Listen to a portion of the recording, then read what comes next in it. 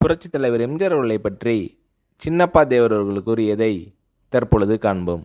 தன்னோட நிலையே ஆட்டம் கண்டிருக்கும் நேரத்தில் இன்னொருவருக்கு சிபாரிசு செய்த நடிகரை நான் வாழ்க்கையில் முதலாக பார்த்தது அப்போதுதான்.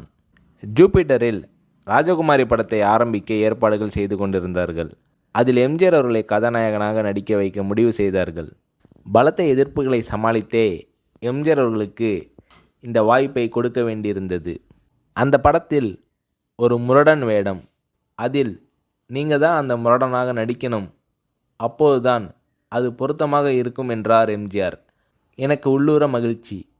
மறுநாள் எம்ஜிஆர் அவர்கள் ஸ்டூடியோவுக்கு சென்று என்னையே அந்த வேடத்திற்கு போடும்படி சிபாரிசு செய்தார். உங்களை கதாநாயகனாக போட்டு படம் எடுப்பது இதுவே முதல் தடவை. அப்படி இருக்க அவரை போய் நீங்கள் இப்படி சிபாரிசு செய்யலாமா? பெரிய ஆளாக போட்டால் நன்றாக இருக்கும் என்று தயாரிப்பாளர்கள் தரப்பில் சொல்லப்பட்டது. எம்ஜிஆர் என்னை விட்டு கொடுக்கவில்லை. நம்மிடையே திறமை உள்ளவர்கள் இருக்கும்போது வெளியாள் எதற்கு? படம் எடுத்து பார்ப்போம், திருப்தியாக இருந்தால் வைத்துக்கொள்வோம். எந்த விதமான சந்தர்ப்பமும் தராமல் ஒரு ஆளை எடை போட்டுவிடக்கூடாது. சின்னப்பா தேவரையே அந்த வேடத்துக்கு போடுங்கள் என்று ஆணி அடித்த மாதிரி சொல்லிவிட்டார் எம்ஜிஆர். அந்த வேடம் எனக்கே கிடைத்தது. இப்படி தனக்கு எம்ஜிஆர் சிபாரிசு செய்து வாய்ப்புகளை பெற்று தந்த அனுபவத்தை சொன்னார் சின்னப்பா தேவர்.